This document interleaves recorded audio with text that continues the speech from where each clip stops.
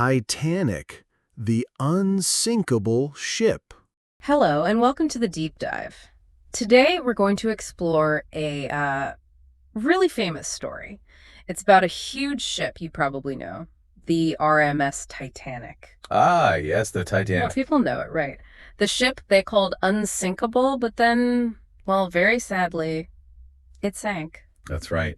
And the Titanic, it's really more than just a ship, isn't it? It's become a legend. Exactly. And our goal today, our mission, is to tell you the real story. From how this amazing ship was built to its tragic end, and importantly, how it changed things. Yeah, we want to break it down. We'll share simple facts, maybe some surprising details too. We'll try to make it like a story so you can easily follow along and hopefully understand everything. And just so you know, we've looked at lots of old papers, official reports, things like that, to get the true facts for you. Great. So let's start right at the beginning. Part 1, the giant of the sea.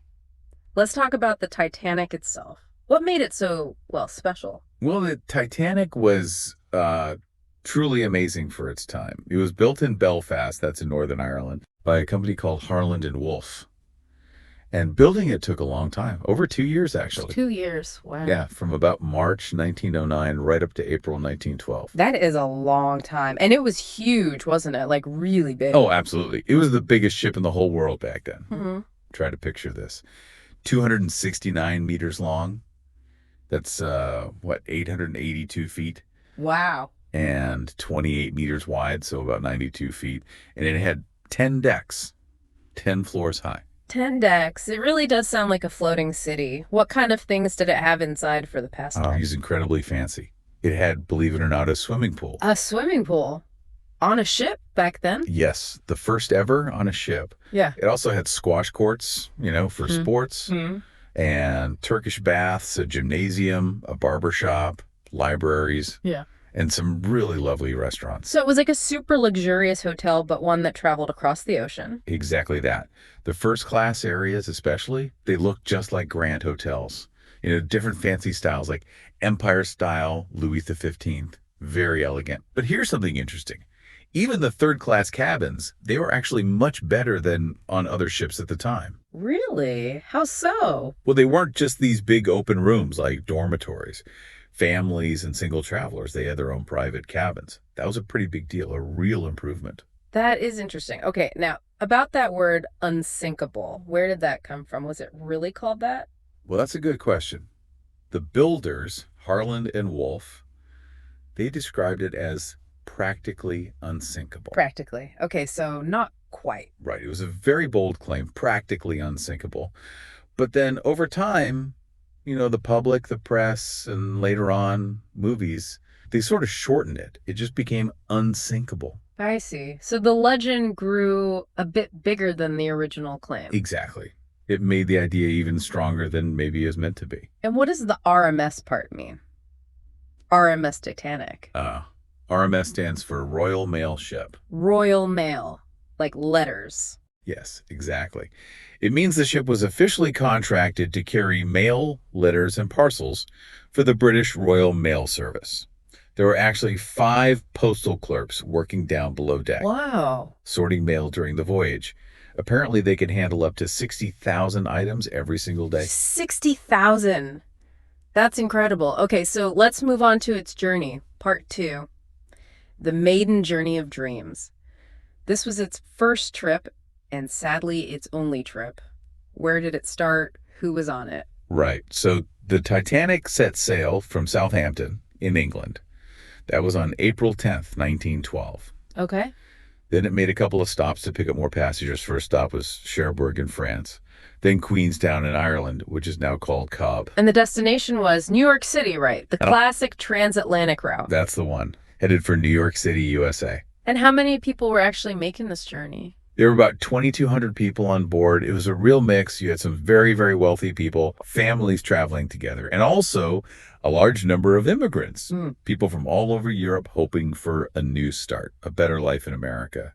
They had big dreams riding on this voyage. You can just imagine the excitement and hope on board. Were there any particularly famous people traveling? Yes, definitely. John Jacob Astor IV, for instance. He was one of the richest men in the world at the time, a real millionaire. He was on board. Right. Now, sometimes it's the stories we don't hear as often that are really interesting. Before the terrible iceberg incident, were there any other maybe lesser known problems or challenges the ship faced right at the start? Yes. Actually, there were a couple of significant things, even before it got properly out to sea. First, right after leaving the dock in Southampton, it almost crashed. Almost crashed. Yeah. It nearly hit another ship, the SS City of New York. The Titanic was just so enormous, its movement through the water created this suction effect. It pulled the New York away from its moorings, broke the ropes holding it. No way. How close did they come? Apparently, they missed hitting each other by only about 4 feet. A very near miss. Wow, 4 feet. That's incredibly close. Talk about a shaky start. You said a couple of things. What was the other one? The other one was a fire. A coal fire, actually. It started down in one of the coal bunkers, bunker number 6, about 10 days before they even sailed. A fire while it was getting ready to sail? Yes, and it continued to burn quietly for several days into the voyage. The crew were trying to manage it, moving coal around, trying to put it out while the ship was sailing. That sounds dangerous. It certainly wasn't ideal. They finally managed to extinguish it on April 14th. April 14th. Wait, wasn't that the day? Yes, just hours before the collision with the iceberg. A fire and a near miss. That's quite something, even before the main tragedy. Okay, let's move to that night. Part 3. The night the dream sank.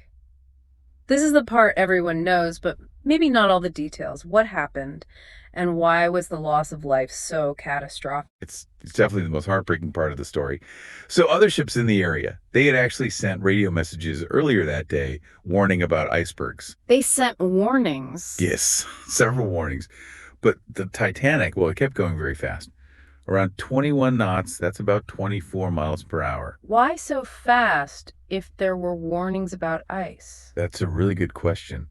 It seems it was pretty common practice back then. The captains believed these huge modern steel ships were strong enough that they could spot ice in time or just, power through smaller bits. There was maybe a bit of overconfidence in the technology. So they didn't slow down. And then? And at 11:40 p.m., that's nighttime, on April 14th, 1912, one of the lookouts high up in the crow's nest, he spotted an iceberg. Right ahead. Right in front of them. Directly in their path.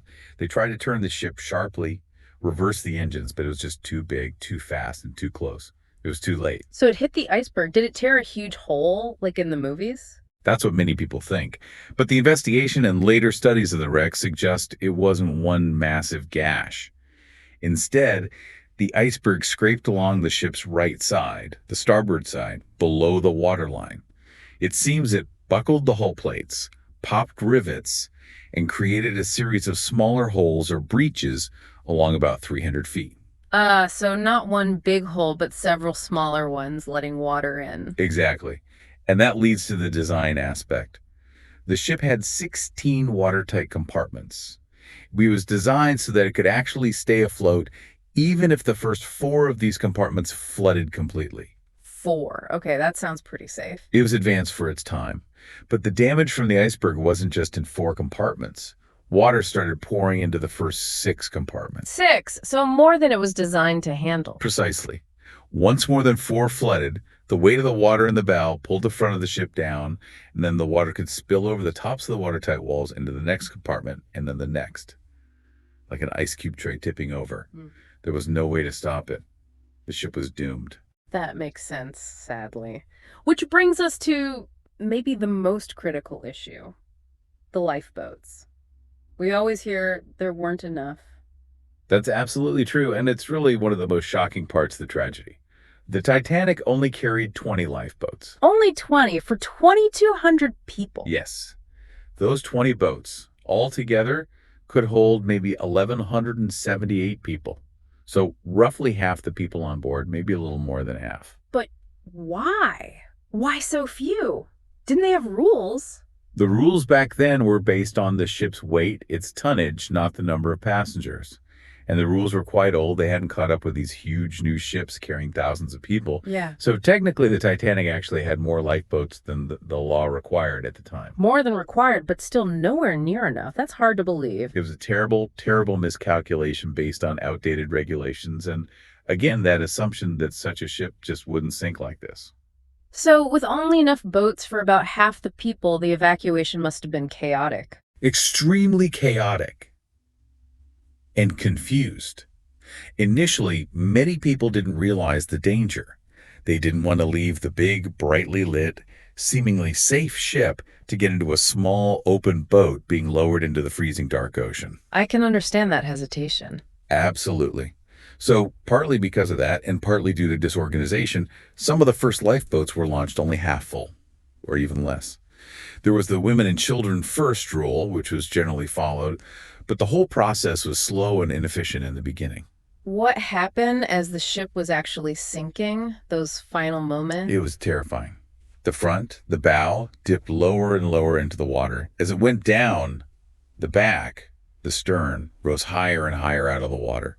It must have been an incredible, awful sight. Yeah. Then at about 2:20 in the morning, so just 2 hours and 40 minutes after hitting the iceberg, the stress on the ship became too much.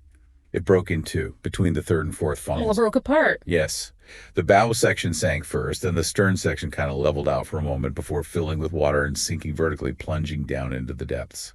And the people in the water, the temperature. The water was incredibly cold, about -2 degrees Celsius or 28 degrees Fahrenheit, just below freezing. Mm-hmm.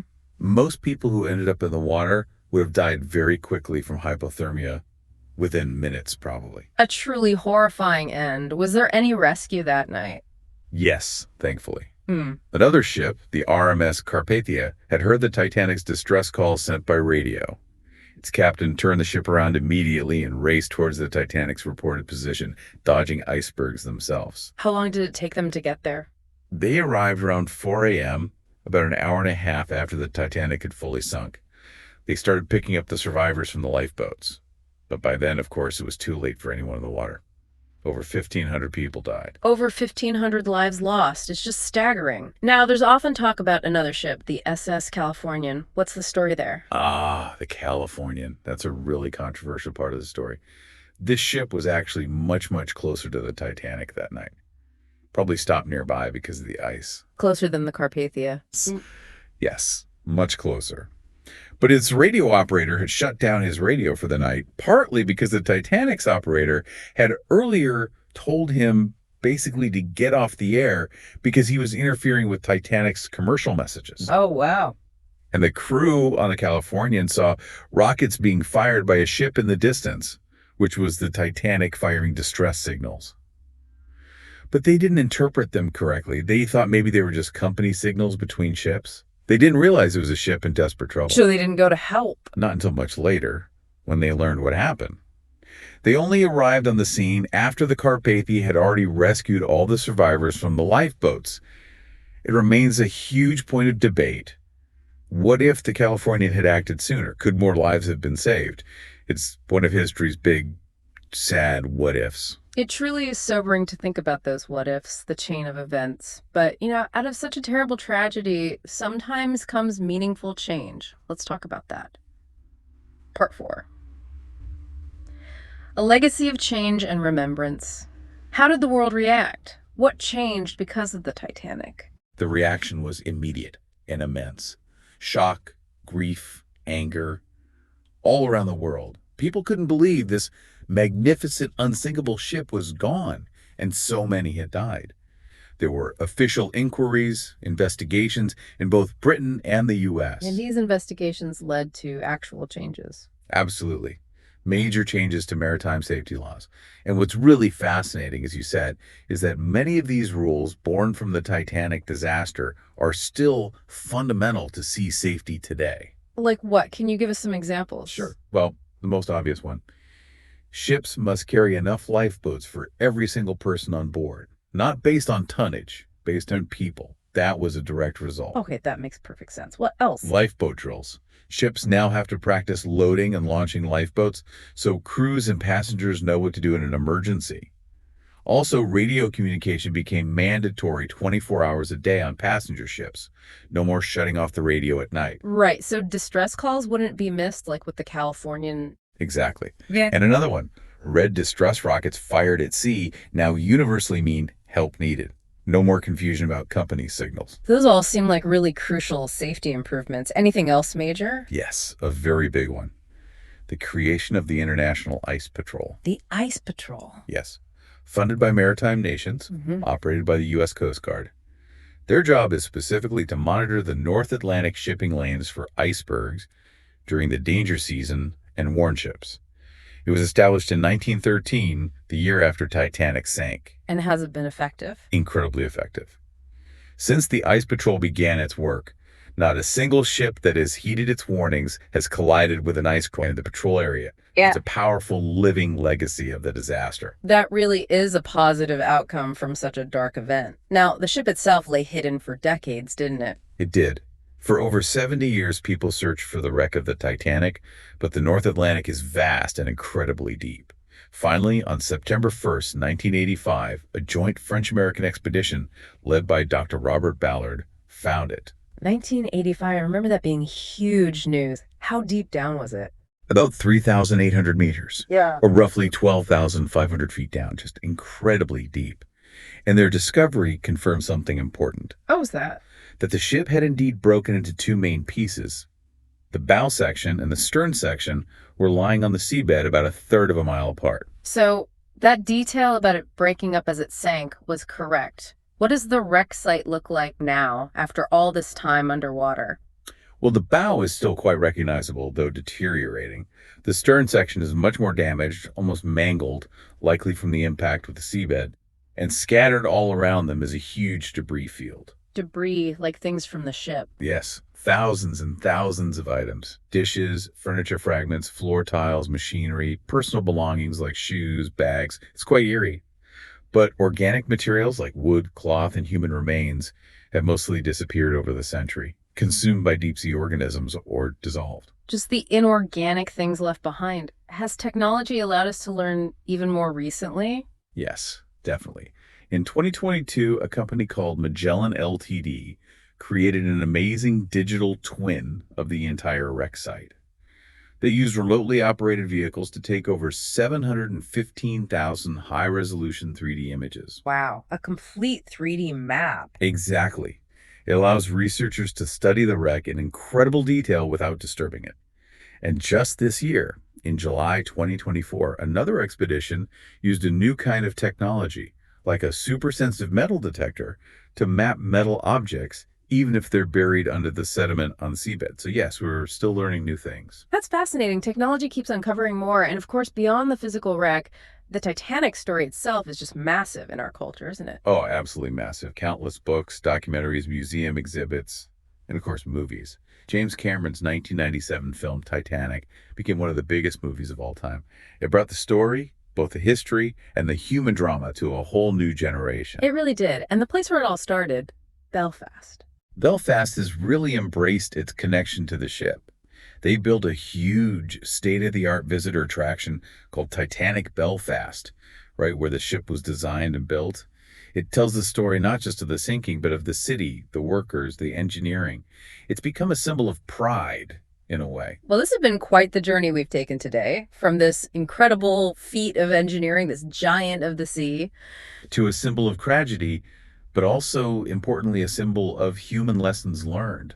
Yeah, the story of the Titanic, it feels like more than just history, doesn't it? It's such a really powerful reminder, I think. It really is. It shows us, doesn't it, that even the things we build that seem the biggest, the strongest, most invincible, they can still have weaknesses. Yeah. We're not always invincible. And it definitely teaches us some important things about listening to warnings, maybe, being prepared for the unexpected, and the absolute necessity of learning from mistakes to prevent them from happening again. Right. The Titanic kind of reminds us, even when we feel unsinkable in whatever we're doing, there's always more to learn. There's always a possibility we miss something, always a new challenge just around the corner. That's a great way to put it. So maybe a final thought for everyone listening. What new challenge will you explore next? perhaps with a fresh perspective, a bit more humility, and an open mind, inspired by the lessons from this legendary ship.